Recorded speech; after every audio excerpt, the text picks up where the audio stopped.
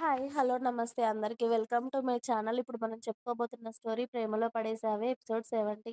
Story చదివే ముందు ఛానల్‌ని తప్పకుండా కొత్త వాళ్ళందరూ సబ్స్క్రైబ్ చేసుకొని, లైక్ చేసి, షేర్ చేయండి. అలాగే బెల్ ఐకాన్ ఆన్‌లో పెట్టుకోండి. స్టోరీ లాక్‌లో ఉండగా ముందే చదవాలి అనుకుంటే మెంబర్‌షిప్ తీసుకోండి. ప్రాబ్లమ్ వచ్చింది కదా అని మనుషులని, బంధుత్వాలు అన్నీ దూరం చేసుకోకూడదు యుక్త. అర్థమైందా? ఇక నుండైనా బాగా ఉండు అభితో అని చెప్పింది శృతి. శృతి చెప్పిన వాటికి తల ఆడించి, అలాగే శృతి అంది యుక్త. ఇక నన్ను కూడా క్షమించేసినట్టే కదా యుక్త అంది శ్రావణి. ఆల్రెడీ నువ్వు నాతో ఫోన్‌లో మా బావ లవర్‌గా మాట్లాడుతూ, నా ఫ్రెండ్‌గా ఎంత నటించావే దొంగ మొహందానా అంది యుక్త. అరె! నీకోసం, అభి కోసం, ప్రశాంత్ కోసం చేయాల్సొచ్చింది. తప్పలేదు. ఏం చేస్తాం? అంది శ్రావణి నవ్వుతూ. సరేలే, అందరూ కలిసి నా వెనక పెద్ద సినిమానే తీశారు కదా నాకు తెలియకుండా. ఇకిప్పుడు నేనేమని చేసి ఏం లాభం లేండి అని అలా నలుగురు అభి వచ్చే వరకు ముచ్చట్లు పెట్టుకుంటూ కూర్చున్నారు. అభి వచ్చాక అందరూ కలిసి భోజనం చేసి ప్రశాంత్, శ్రావణి, శృతి వెళ్ళిపోతామని అన్నారు. శృతి ఉండిపోవచ్చు కదా ఈ వారం రోజులు. వారం రోజుల్లో ఎలాగో మీ ఊరికి వెళ్ళిపోతావు కదా అన్నారు సాధన గారు. పర్లేదత్తయ్య. మీ కొడుకు ఇక్కడికే వస్తానని చెప్పాడు. ఈ వారంలో ఇక్కడ మిగిలిన షాపింగ్ చేసుకొని ఊరికెళ్తాం మేము అని చెప్పింది శృతి సిగ్గుపడుతూ. సరేలే, జాగ్రత్తగా వెళ్ళు అన్నారు. శృతి వెళ్తూ వెళ్తూ యుక్త దగ్గరికి వచ్చి, ఓయ్! ఇంకో 1 మంత్‌లో నా పెళ్లి. ఖచ్చితంగా నువ్వు మా ఊరు రావాలి. సరేనా? అంది. అలాగే శృతి. తప్పకుండా వస్తాను అంది యుక్త. ఇక వాళ్ళు వెళ్ళాక యుక్త ఫ్రెష్ అయ్యి తన రూమ్‌లో కూర్చొని ఉంది. అభి తన రూమ్‌కి వెళ్తూ జ్యూస్ తీసుకెళ్లి గ్లాస్ యుక్త చేతిలో పెట్టాడు. ఇంతకు ముందే భోజనం చేశాను కదా అభి గారు అంది ఆ గ్లాస్ వైపు చూస్తూ. ఇప్పుడు మీరది తాగితే ఏం కాదు యుక్త గారు, తాగేయండి అన్నాడు అభి.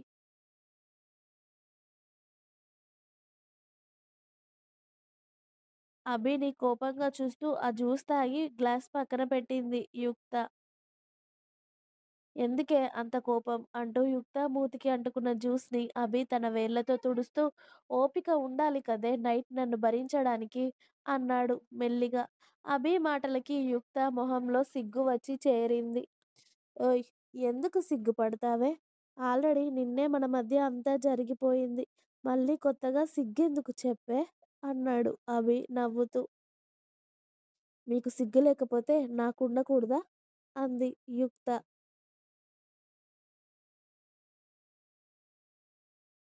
మాటలెక్కువవుతున్నాయే నీకు. ఇప్పుడు కాదు నీ సంగతి నైట్ చూపిస్తానే నేను అని యుక్తకి ఇప్పుడే భయం పుట్టించాడు అభి. అలా యుక్త భయంగానే రాత్రి వరకు ఉండి మెల్లిగా డిన్నర్ అయ్యాక అభి రూమ్‌లోకి వచ్చింది. రావే నా పెళ్ళామా, నీకోసమే ఎదురు చూస్తున్నా ఇవాళ. మంచాలు విరగాల్సిందే అన్నాడు అభి లుంగీ పైకి ఎత్తి కట్టి. ఇదిగోండి అభి గారు, మీరు ఇలాంటి వైల్డ్ డెసిషన్స్ తీసుకోకండి. నాకు భయంగా ఉంటుంది అంది యుక్త. నేను సాఫ్ట్‌గానే ఉందామనుకుంటున్నానే. అలానే నిన్న నేను సాఫ్ట్‌గా డీల్ చేశాను కానీ, నువ్వు నాకే సెటర్లు వేస్తూ రెచ్చిపోతున్నావు. సో, కాబట్టి నిన్ను అంత ఈజీగా వదిలేయనే ఇవాళ అంటూ యుక్త కొంగుబట్టి అతడికి దగ్గరగా లాక్కున్నాడు. దెబ్బకి యుక్త కొంగుకి ఉన్న పిన్ను ఊడి అభి చేతుల్లోకి వచ్చేసింది. కొంగు ఊడి యుక్త ఎద బహిర్గతమవుతూ ఉంటే అభి కళ్ళు ఆటోమేటిక్‌గా అటువైపే వెళ్ళాయి.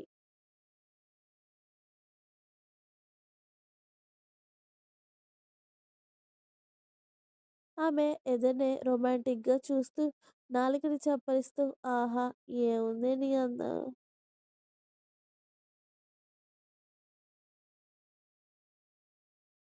అభి గారు, మీకస్సలు సిగ్గులేదు అని యుక్త అతడి చేతుల్లో ఉన్న కొంగు తీసుకొని ఆమె ఎదపై కప్పుకుంది. ఒసేయ్! నేను నీ మొగుడినే, నా ముందు ఎందుకు దాచుకోవడమే అంటూ మళ్ళీ అభి కొంగు పట్టి లాగడంతో ఈసారి యుక్త ఒంటిపై చీర అంతా కూడా అభి చేతుల్లోకి వచ్చేసింది. అభి చీర మొత్తం లాగేయడంతో యుక్త గిర్రున 4 రౌండ్లు తిరిగి మళ్ళీ అభి చెంతే చేరింది. అతడికి అతుక్కుపోయిన యుక్తని గట్టిగా వాటేసుకుంటాడు.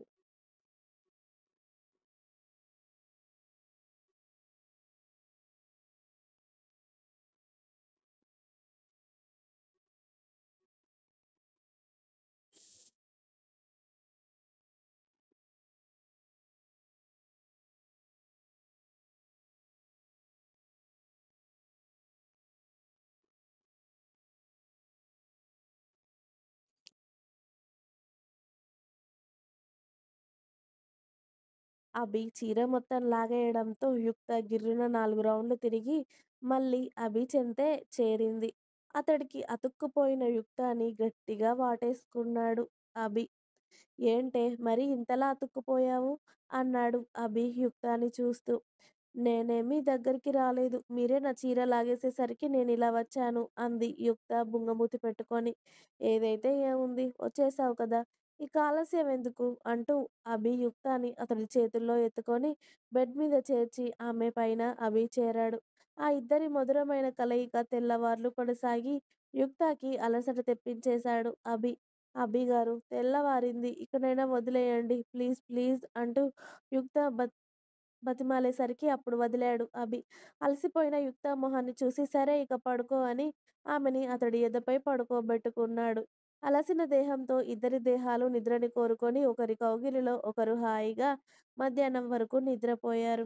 అలా వారి జీవితం సంతోషంగా మొదలుపెట్టారు అభి, యుక్త ఇద్దరూ కలిసి.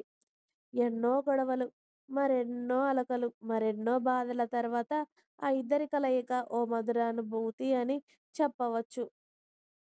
ఆ అనుభూతే ఇప్పుడు ఆ ఇద్దరు చెందుతూ సంతోషంగా వాళ్ళ కలయికలో ఇన్నేళ్ల వాళ్ళ దూరాన్ని మర్చిపోయారు.